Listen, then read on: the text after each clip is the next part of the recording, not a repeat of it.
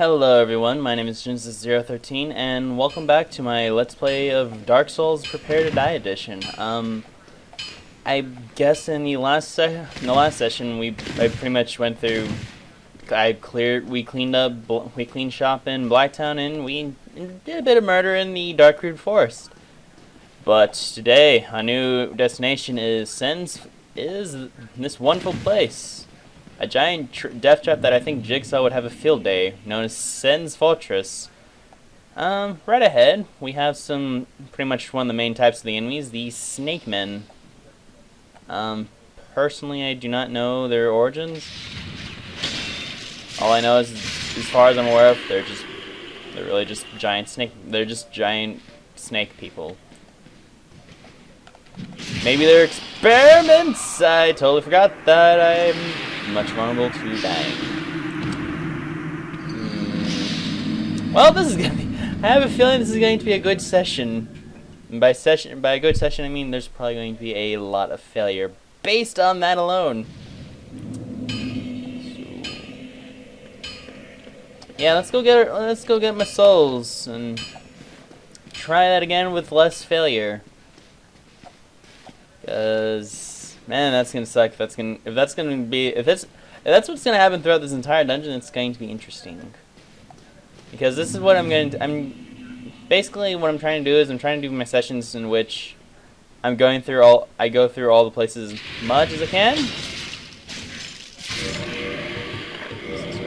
Okay, yeah. What am I worrying about? Never mind.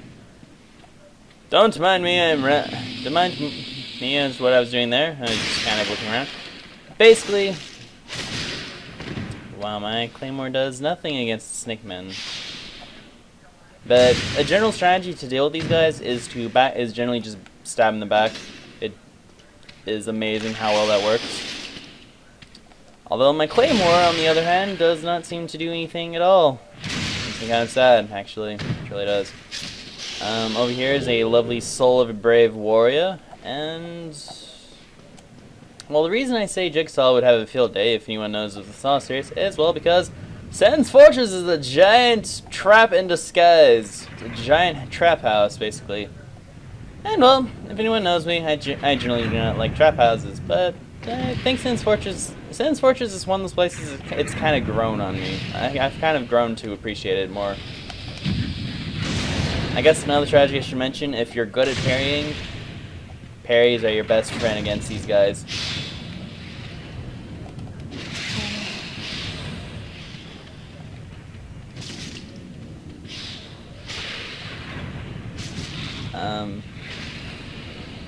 And another in the second variation of enemies we will find here is snake women, who generally shoot lightning. They're kind of jerks that way, unfortunately. And one reason I say they're jerks is because, well, they kind of position one right here at the very front, where you're kind of forced to deal with them. But you can just as easily walk past her and kill her with the trap.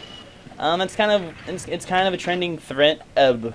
Am I trying to use words, Ian?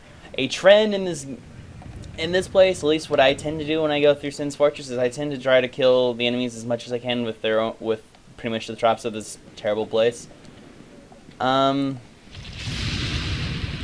did I already miss the boulder trap? I did. I should probably run before the boulder comes to try to crush me.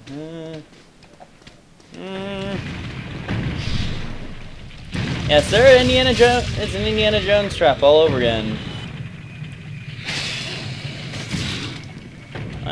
And I'm going to keep her out because it's entertaining watching her die to the trap.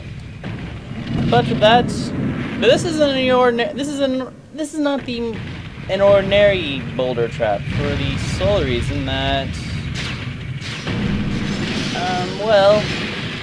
I'll explain briefly at least, because I feel like you guys might earn that right at least. But for now, skill is Snake Man, because, well, Snake Men are jerks. Because as you notice, there's a boulder over here when there's a boulder over there. Oh wait.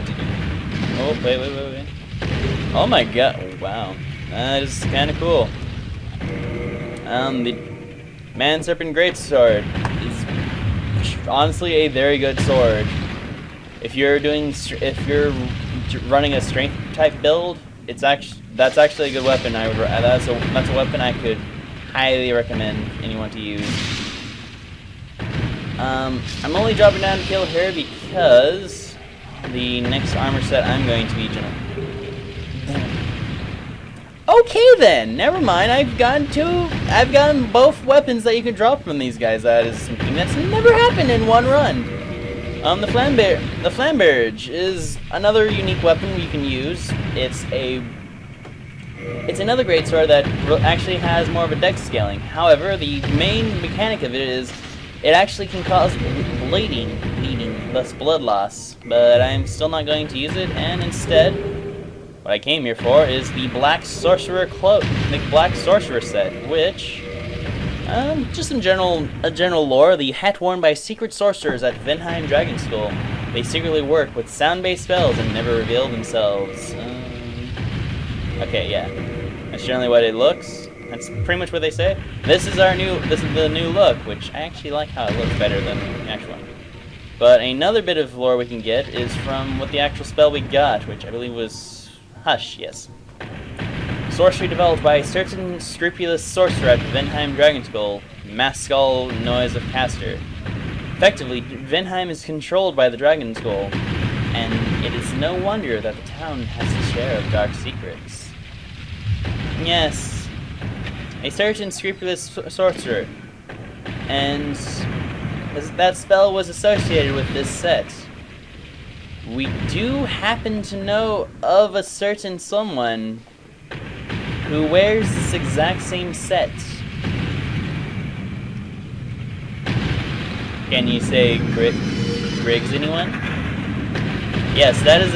I believe these. At least I believe the scrupulous sorcerer they're referring to of Hush is actually Griggs of Venheim. He is a sound sorcerer, which some later items later on, or actually some sorceries later on, will actually reveal that the sound sorcerers of Venheim are actually used as spies and assassins. As spies, actually, and spies for who is who I will actually reveal with an actual person. One of the main reasons I came here for. So I'm going to push this boulder trap to go this way. Because actually there's another person I'd like to meet. I'd like to talk to. Because going down here, Sigmar and a shuttle. Shuttle is the type of weapon that actually, let me just show you. I know this is unnecessary, but I feel like I should. Just lore. I don't know. The shuttle, created by Arstor, Earl of Kareem, requires great skill to wield, but evades shield defense to sneak in damage. It is a weapon famous of Kareem. And, well, Mr. Sigmar. Oh ho! Ah, where did you come from? Splendid news, I tell you. Splendid news indeed! Go tell me what is wrong, Mr. Sigmar. Ah, so you see my fight. Yes, indeed. I've run up against the wall, for a ball to be precise. I must say, I'm a bit tough to be outrunning those things. That is a bit off. I'll have to boost that up. But who knows? Perhaps we'll have another development. Alright, well, either way, I've already pretty much advanced that part of the quest. Oh wow, I totally forgot now. Right, there we go. Basically, in order to advance his quest from there, is pretty much what I did was pushing the boulder trap to that part at least, so it's going to be facing that way, so we don't have to worry about that necessarily anymore. So yay! And you're actually not dead. I'm legitimately surprised. So why don't I just get rid of you? Because you will be interfering with who I want to talk to. Who is this wonderful guy with the giant hat? Who I love his hat. You seem quite lucid. A rare thing in these times. I am Logan. I'm a bit cooped up, as you can see. I have a bright idea. Suppose you set me free. Mold and empty-handed. But I could repay you This place is not in my mind. The inactivity is repressive. Well, yeah, we are actually going to free you. This is, by the way, Big Hat Logan, a very famous sorcerer of Egypt, who actually developed a few sorceries of himself that made him very famous, and in some cases referred to him as a heretic, actually. I will return to Farley Shrine. But more importantly, he has much more improved sorceries that I can benefit from, who also has kind of a unique story quest line which I am going to be advancing, because they're advancing his quest chain gives me better sorceries, which I want. And over here is a Soul of a Hero, and I think I'm gonna try to make it back to the boulder trap control room at least, so I will meet you guys briefly up there. So do give me a quick sec. And we are back to the boulder trap room, and as you can tell, it did shift. I don't know. I've never figured out. I've always tried to figure out why the boulder trap itself constantly shifts, even though there's clearly no one in this room to actually control it. I've never figured that out, and it's confused me to no end. So for now, I'm just going to put it back to the initial position I had over here, just so I can make sure that Mr. Sigmire can, escape successfully. And yeah, it's another famous trap, another trap of Zen's Fortress. Just pressure relates as it normally does.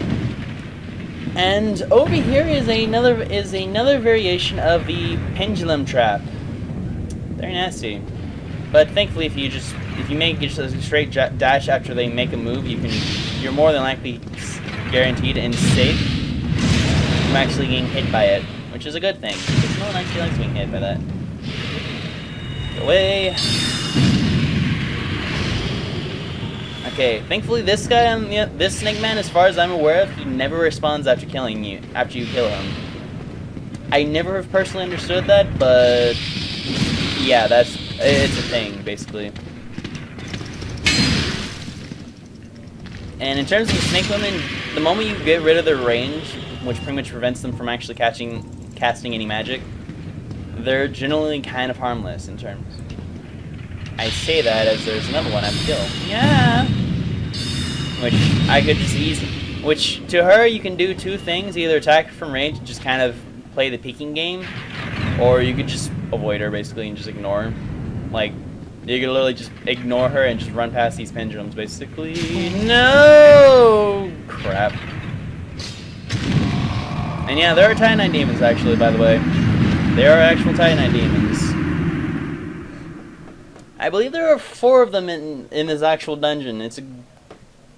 They don't respawn and so it's kind of the only way you can get them. So once more, I will meet you guys back up there. Well, that goes all those souls down the crapper. I'm just glad for that. Yeah, totally. Thanks, game, or rather, thanks my incompetence for doing that. Well, that just went perfectly. And you know what? Because I don't feel like it, I'm gonna burn these souls for no reason. Why? Because I'm spiteful. I'll meet you guys back anyway. I'll collect those souls again, and I'll meet you back where I'm supposed to go. So, I'll show you those alternate paths. Yeah, I'll be right back.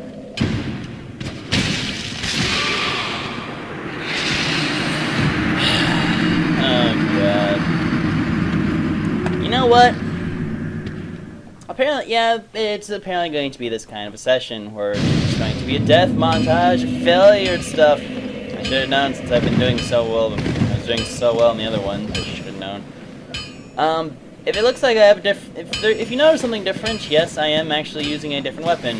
I'm using a more preferred weapon because, as much as the Claymore is a good starting weapon, personally, I like the Bastard Sword a bit more. Basically, it has pretty much the same movesets, but instead of a lunge, it has a vertical chop for its power move, for one hand at least. But everything else, basically, it's the same thing. And again, I just like the Bastard Sword more. It just feels more well-rounded to me, personally. Again, some people argue, oh, the Claymore's has better reach and whatnot. Yeah, but Bastard Sword has slightly bit more power to it. I just like the Bastard Sword more because this is like my starting weapon in Dark Souls. Like, I'd had the Claymore, but I quickly upgraded to the Master Sword, basically, and I was so happy when I did so, because this carried me about halfway through the game, at least, and I was happy with it. Just gonna collect the souls. I don't even know why I'd bother. In fact, what I should be doing is getting rid of this ring for now, because that's just because all that is really doing is making my life miserable. Because having half health is not the best, is something I'm not used to doing, so I'm just going to just take my fast roll and just kind of continue onwards through here. I forgot how much we're paying some fortresses, especially when you're trying to commentate over just really skipping through the entire place. So why don't you come over here, Mr. Snake Man?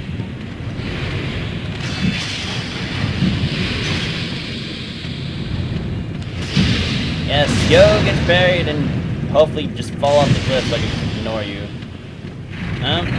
Yeah. Or you can just kill me like that. Totally fine. I don't care. Clearly not. Okay, so that failed once more. You know what? Actually, yeah, I'm just going to apply the method of not caring at all now. I'm just going to try to run past everything, collect my souls, run past that dude, block the lightning, and just try to get past this snake woman, and I can be home free from there. So let's see how this method works. If not, I lose 9,000 souls. At this point, with this session's going, it's apparently not caring if I lose souls or not, because I will just lose them apparently. They'll just all whittle away like it's nothing. Although one thing I will say about the Snake Man, I like the shield that they use. It's a shield that I don't think actually exists in the game, but I wish it did so much. As you can see there, the Snake Man actually got hit by the pendulum, and I believe, if I was lucky, it would have actually, you know, fallen into the trap, but clearly not. Or I could fall into hit the pendulum like an idiot. Whatever. But that doesn't matter. So we're just gonna continue onwards, not caring.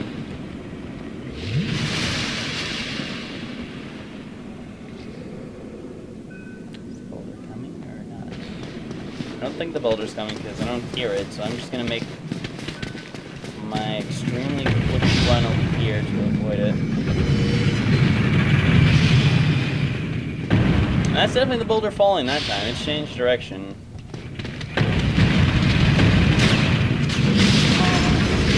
Nope, not gonna hurt me, Mr. Snake Man. Or both you, jeez.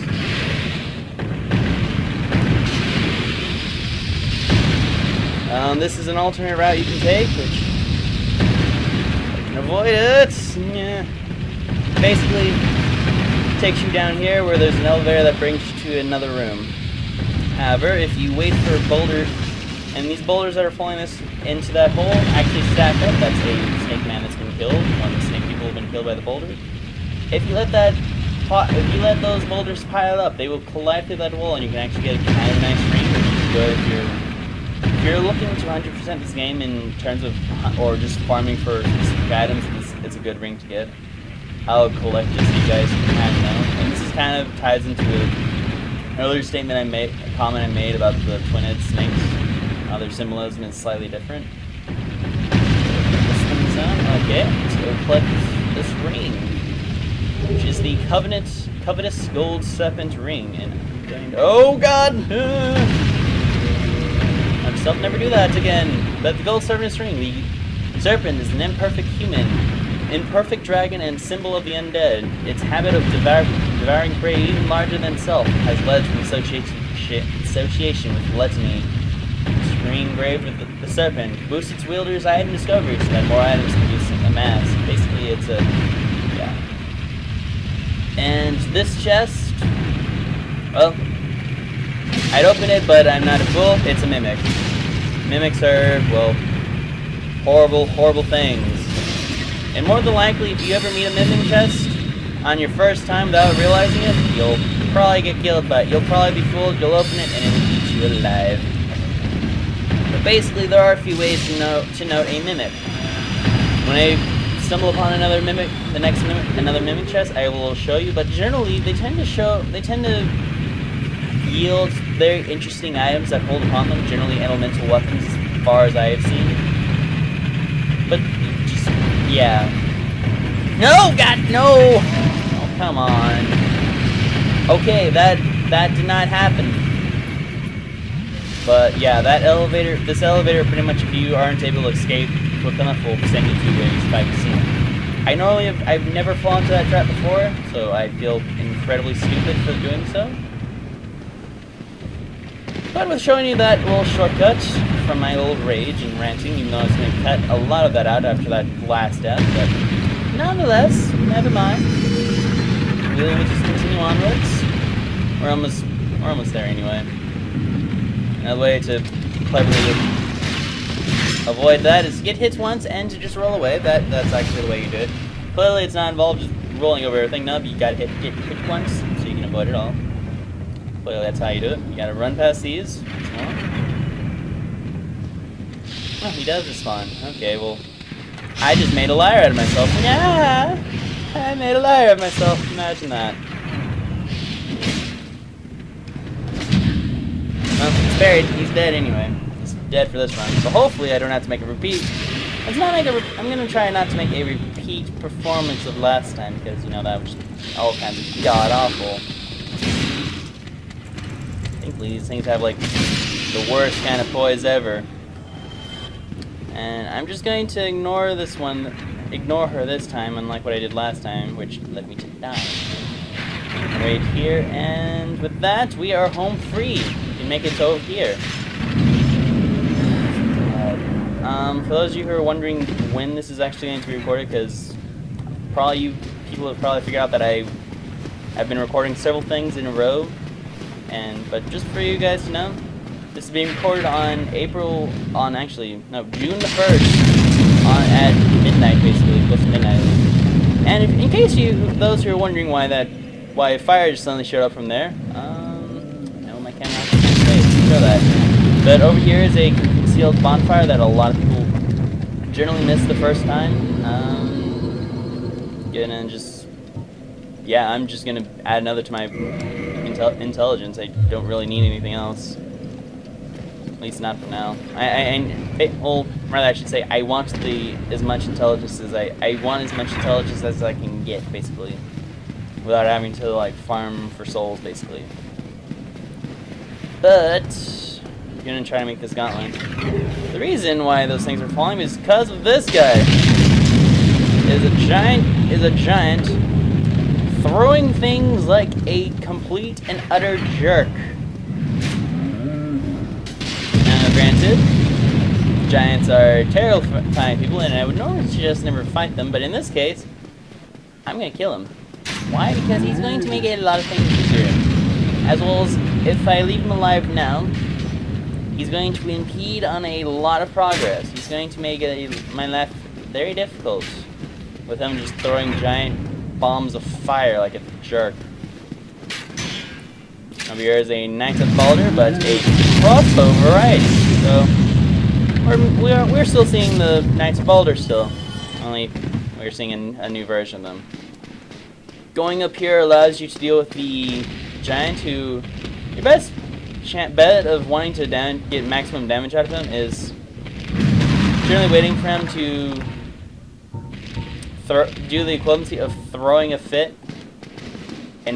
But be warned, you want to kind of like show up here, get him to attack, and then just kind of walk down, because he can actually clip through the wall to attack you. It's kind of lame that way. So basically, I'm waiting for him to do a certain attack that will leave him very vulnerable, and I can maybe hit him afterwards. Come on. Come on. Okay. Come on. Throw your fit, you fool! Throw your fit. Throw it. I command you. You brainless... God's sakes. Come on.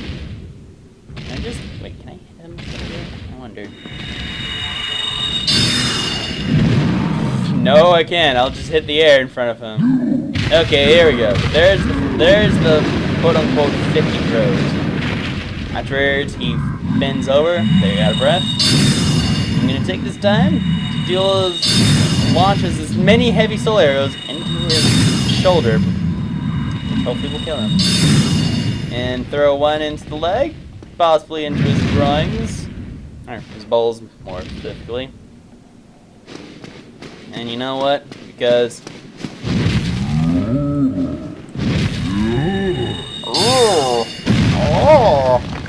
you're such big man. So big that I don't care. And by the way, just to let you guys know, not to be a spoiling jerk or anything, but I want you to say hello to the boss. Yeah, he's over there in front of us, that giant statue-looking thing. You may be confused and think I'm crazy, but I assure you that is the boss. And then another reason why I kill him is because apparently this jerk, pretty much while you're trying to fight him, will throw bombs into the dead center of that room of that area, basically making it extremely hard to fight in that area. I won't fight him yet because I'm gonna do a few things, which is one thing will for sure guarantee me is a shortcut, which I'm actually going to be using quite a bit, so that way when I get out of here, I can just kind of come, so that way later on when I go visit to Logan to grind for his sorceries, I can just come down here up and down quickly. And here's this individual, by the way. Ah, what? Who are you? Ah, another undead, are you? I took on Ascent's fortress alone, but I'm no different from those vile creatures. I was driven by conceit. Ah, you think you're different? That you can handle it? Yes, I remember that feeling. For I was the same. So, let me help you out with your soul searching. This is the crestfallen merchant. He is a knight of Berenique, as we've met with the Tower Knights. As he revealed, he indeed was actually a part of working with Sin, and he tried scaling Sin's fortress, but he failed. He kind of gave up. As you can tell, he sells the armor sets of Katarina, Berenique, and of Baldur, as well as he sells their the weapons of Berenique, basically, as well as the Baldur shield, which is a very nice weapon. He does sell some 10 shards, which I'm going to actually take. Just let him kind of speak for the rest. There's nothing more to say. I'm finished. We're both on the brink, you see. End of story. You bloody fool. Let me give you a nibble of advice. Don't even consider visiting Amorlondo. Not in your state. For a century they've tried and failed. The Night King Rendell, Black-Iron Tarkus, and even Logan himself. You won't stand a chance, you'll be eaten alive. But go along if you wish. If only to deepen your despair. So yes, he has just mentioned that for a century people have tried and have failed constantly traveling through here. The Night King Rendell, who is pretty much the king of the country of Baldur, Black Iron Tarkus, who is actually mentioned throughout the Knights of Berenique, and Logan, who we met in a cell. Oh, and I'm actually heading down here because, well, I totally forgot. I have, like, no defense against these terrible snake women. The main reason is I'm actually going to collect this, but I want to make sure probably make sure she's dead first, so that I don't get, like, a lightning thing to the back. But basically, it's the cage key. Now, cage key is actually a unique item because if you don't have the master key, this is actually the key you would actually need in order to free Logan ordinarily. Actually, I was actually confused. It's still like, wait, how did I free Logan then? Because I nearly forgot that I bought the master key from Domhnall. I almost forgot about that fact. I feel slightly stupid, but I totally missed that jump, but oh well. And I have no health whatsoever. By all rights, I should not be alive. But you know what? I'm gonna roll with it. I'm just going to roll. And, well, as you can see, Knights of Balder! They're a bit stronger than before, but if anything, still just as simple to deal with.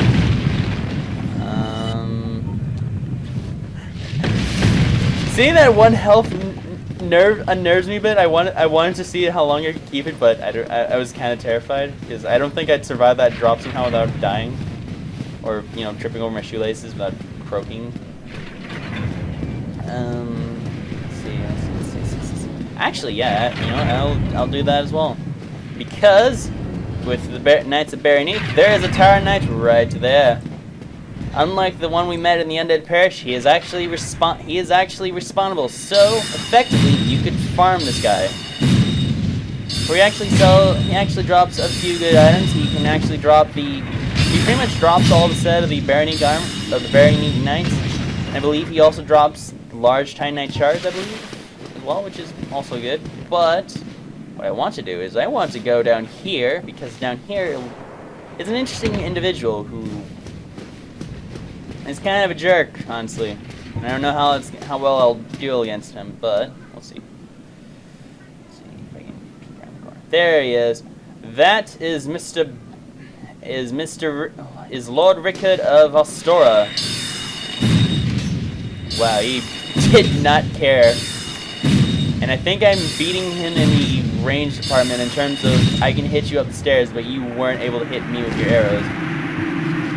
I made him look like an utter chump by cheesing the living crap out of him with this staircase, but normally if you try fighting him and he actually drops probably one of the better, a very extremely good rapier, which is Rickard's his actual rapier. And generally if you try fighting him, he will normally spam that power attack, which is a multiple barrage of attacks, and he will just kill you instantly, basically. And of intricate decorations, chosen weapon of the infamous undead Prince Rickard. Rickard's exploits are told by monomyth.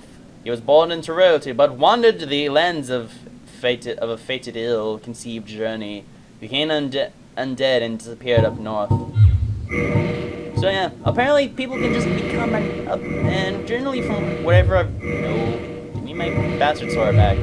And generally from what he guards. What he's actually adding is a Divine Blessing, which is kind of the equivalency of an elixir from Final Fantasy, and a rare Ring of Sacrifice. I haven't gotten over what the Rings of Sacrifice were, because I don't think I ever talked about them, but basically, a Ring of Sacrifice is, if you wear one and you die, you can pretty much wear it, and when you die, you do not lose your souls. Same things, if you've already died and you're collecting your souls, you can wear one, you can actually wear a Ring of Sacrifice and pretty much make a suicidal charge. You can collect your souls, and you will not die, basically. However, the catch to this is they're actually in limited quantity, so you actually have to kind of be resourceful with how you use the Rings of Sacrifice. And rare Ring of Sacrifices are a bit more special than the normal rings by the fact that the rare rings will actually prevent you from getting cursed. So if you have extremely poor curse resistance and you're fighting Basilisk and you know you will get cursed, sometimes a rare ring is a good insurance policy to keep with you. It is also useful for later. Is also useful for later on, which I will actually be exploiting. Actually, I think with that in mind, I think I'm gonna actually just go to the bonfire, reverse my humanity, and I will meet you guys up back at the main room at the top. So yeah, I'll meet you guys then.